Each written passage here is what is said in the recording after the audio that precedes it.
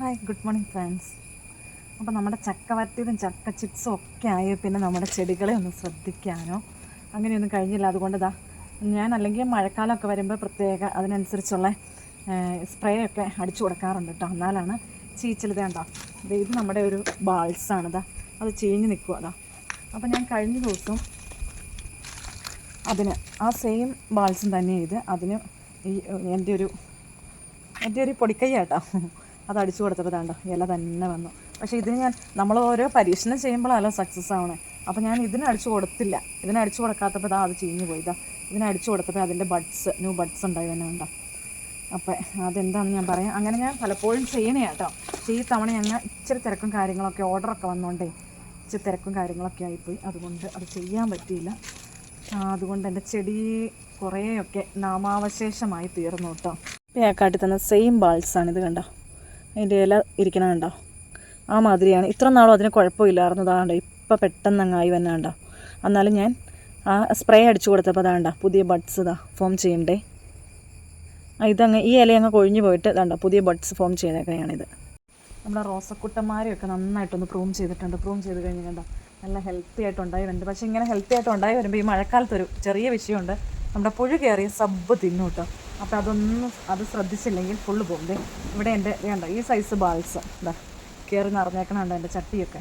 അതിൻ്റെ പുറത്തേക്കൂടെ നിൽക്കുന്നുണ്ട്. അപ്പോൾ ചട്ടിയിലൊക്കെ ഇങ്ങനെ റോസിനൊക്കെ ഞാൻ ഇച്ചിരി പ്രിഫറൻസ് കൂടുതൽ കൊടുത്തേക്കണം.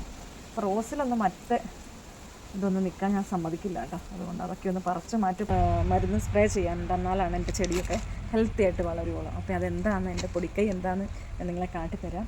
അപ്പോൾ ഇതൊക്കെ ഈ ചട്ടിയിൽ ഒന്ന് കാട് പറിച്ചിട്ട് അതൊന്ന് അടിച്ചു കൊടുക്കാനായിട്ടോ. അപ്പോൾ രാവിലെ ഒരു വെയിലിൻ്റെ ഇതൊക്കെ ഉണ്ടായിരുന്നു. അത് കഴിഞ്ഞ് മഴക്കാർ വയ്ക്കാൻ തുടങ്ങി. അപ്പോൾ ഞാൻ ഓർത്ത് വന്ന ചട്ടിയിൽ പറക്കണതിന് മുമ്പ് കുറച്ച് നേരം അത് സ്പ്രേ ചെയ്തിട്ട് അത് ചെടിയിൽ ഇരിക്കണം. അല്ലാണ്ട് അപ്പം തന്നെ മഴ പെയ്തു പോയാൽ അതുകൊണ്ട് ഗുണമില്ല കേട്ടോ.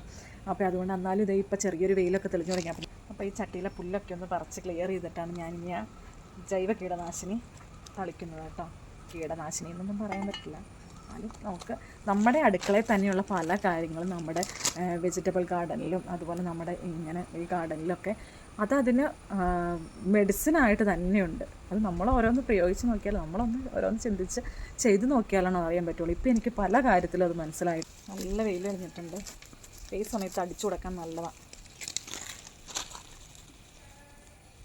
ഈ പുല്ലൊക്കെ പറിച്ച് കളഞ്ഞില്ലെങ്കിലേ ആ പുല്ലെ പറ്റി അങ്ങ് പോവുമല്ലേ ഉള്ളൂ.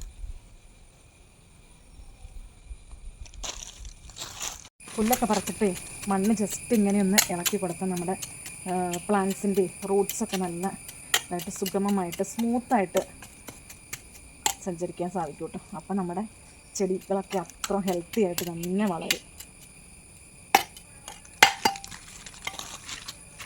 എസ്പെഷ്യലി റോസിൻ്റെ പെട്ടെന്ന് വേരൊക്കെ കയറി ഭയങ്കര ഇതാവും. അതുകൊണ്ട് ജസ്റ്റ് ആ വേര് മൊത്തം മുറിച്ച് കളഞ്ഞാൽ കൊള്ളില്ലേ.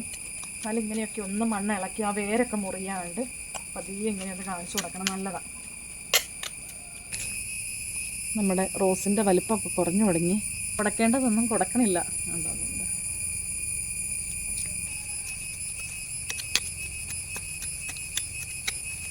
നമ്മൾ ഭയങ്കര ടെൻഷൻ അടിച്ചിരിക്കുകയെന്നായിക്കട്ടെ. നമ്മുടെ മുറ്റത്തുള്ള ഒരു റോസാ ചെടി എടുത്തോ, ഇങ്ങനെ ഏത് ചെടിയുടെ അടുത്തോ നല്ല പൂവുണ്ടായിരിക്കുന്ന ഒരു ചെടി എടുത്ത് തന്നു. അത് നമ്മുടെ ഡിസ്ട്രാക്ഷനൊക്കെ മാറി മൈൻഡ് നല്ല ഹാപ്പിയായി വരും. അല്ലെങ്കിൽ നിങ്ങളങ്ങനെ ശ്രദ്ധിച്ചോ. നിങ്ങളിപ്പോൾ മക്കൾ പഠിക്കാനായിട്ട് ദേഷ്യപ്പെടുവോ അങ്ങനെയൊക്കെ ചെയ്യും. പിള്ളേരൊക്കെ പഠിക്കാണ്ടിരിക്കുമ്പോൾ അതെനിക്കാണെങ്കിലും ദേഷ്യം വരും കേട്ടോ. അങ്ങനെയൊക്കെ പിള്ളേരോട് 2 വഴക്ക് പറഞ്ഞോ, അത് വീട്ടിലാരോടെങ്കിലും 2 ദേഷ്യപ്പെടുവോ അങ്ങനെയൊക്കെ ചെയ്തിട്ട് നമ്മൾ ആരോടെങ്കിലും വഴക്ക് പറഞ്ഞാൽ നമ്മുടെ മൈൻഡ് ഭയങ്കര ഡിസ്ട്രാക്ഷൻ ആവുമല്ലേ. അപ്പോൾ അങ്ങനെയൊക്കെ ഇരിക്കുമ്പോൾ നമ്മുടെ ചെടിയുടെ അടുത്തോ അതോ വെജിറ്റബിൾസ് എന്തെങ്കിലും കായ്ച്ച് കിടക്കണോടത്തോ അങ്ങനെയൊക്കെ ചെന്ന് നോക്കി അതുങ്ങളെ ഒന്ന് തൂത്ത് തലോടി വരുമ്പോഴത്തേക്കും നമ്മുടെ മൈൻഡ് ഭയങ്കര ഹാപ്പിയാവും. എല്ലാ ടെൻഷനും വിഷമവും എല്ലാം അങ്ങ് മാറും കേട്ടോ. നിങ്ങളങ്ങനെ ചെയ്തിട്ടില്ലെങ്കിൽ ഒന്ന് ചെയ്ത് നോക്കിക്കോ കേട്ടോ. ഞാൻ ചെയ്യാറുള്ള അതുകൊണ്ട് എനിക്കത് പോസിറ്റീവ് റിസൾട്ടാണ് കിട്ടിയിട്ടുള്ളത്. അതുകൊണ്ട് ഞാൻ ജസ്റ്റ് ഒന്ന് പറഞ്ഞെന്നല്ലേ. അപ്പോൾ ഞാൻ ഇതിന് വേണ്ടി എടുത്തേക്കണത് നമ്മുടെ പ്യുവർ മഞ്ഞപ്പൊടി. നമ്മളിവിടെ മഞ്ഞൾ നട്ട് ഉണങ്ങി പൊടിപ്പിച്ചത് ഇതാണ്. അങ്ങനെ ഇതിൻ്റെ റിസൾട്ട് കിട്ടണമെങ്കിൽ ഇങ്ങനെ പ്യുവറായിട്ടുള്ള മഞ്ഞൾപ്പൊടി വേണം കേട്ടോ. ഞാൻ എടുത്തേക്കുന്നത് നമ്മുടെ വിറക് കത്തിച്ച ചാരം. ഒത്തിരി ഒന്നും വേണ്ട കേട്ടോ. വിറക് കത്തിച്ച ചാരം എടുത്തു. ഇനി ഇതിലേക്ക് മഞ്ഞൾപ്പൊടി ഇട്ട് കൊടുക്കുക. മഞ്ഞൾപ്പൊടി ഇത്തിരി കൂടുതലിടണം. ചാരം ഇച്ചിരി കുറച്ചിട്ടാലും കുഴപ്പമില്ല. എന്നാലും തീരെ കുറഞ്ഞു പോകരുത് കേട്ടോ. നമ്മുടെ ചെടിയുടെയൊക്കെ അനുസരിച്ചിരിക്കണം. ഇതൊന്ന് നമുക്ക് മിക്സ് ചെയ്യാം. നന്നായിട്ട് മിക്സ് ചെയ്തിട്ടുണ്ട്. ഇതിന് അരിച്ച് സ്പ്രേ ബോട്ടിലേക്ക് ഒഴിക്കണം. തളിക്കുവാണെങ്കിൽ കുഴപ്പമില്ല കേട്ടോ, പക്ഷെ തളിച്ചാൽ അങ്ങനെ ഇലയുടെ ചെടിയുടെ എല്ലാ പോർഷനിലും ഒരുപോലെ എത്തില്ല. സ്പ്രേ ബോട്ടിലായിരിക്കും നല്ലത്. അപ്പോൾ ഇത് അരിച്ചിട്ട്, അല്ലെങ്കിൽ അരിച്ചില്ലെങ്കിൽ സ്പ്രേ ബോട്ടിൽ കംപ്ലൈൻ്റ് ആയിപ്പോവും. ഇതിൻ്റെ കരിക്കട്ട് അങ്ങനെയുള്ളതൊക്കെ ബ്ലോക്ക് ആയിപ്പോവും. അതുകൊണ്ട് ഇതൊന്ന് അരിച്ച് സ്പ്രേ ബോട്ടിൽ ഒഴിക്കും. നമ്മുടെ എല്ലാ ചെടിക്കും ഒഴിച്ചു കൊടുക്കാമോ എന്നുള്ളൊരു ഡൗട്ടേ വേണ്ട കേട്ടോ. ശ്രദ്ധിച്ചായിട്ട് എല്ലാ ചെടിക്കും പച്ചക്കറിക്കും ഒക്കെ ഒഴിച്ചു കൊടുക്കാം, ഒരു കുഴപ്പമില്ല. ഈ മാതിരി അടിക്കുവാണെങ്കിൽ ചെടിയിൽ ഫുള്ള് സ്പ്രെഡ് ആയിക്കോളൂ കേട്ടോ. നനയാത്ത ഒരിടവും വരില്ല. ഇതാ ഞാൻ ഇതിലൊക്കെ ഫുള്ള് അടിച്ചു കൊടുക്കുക. ഇതാ നമ്മുടെ റോസ്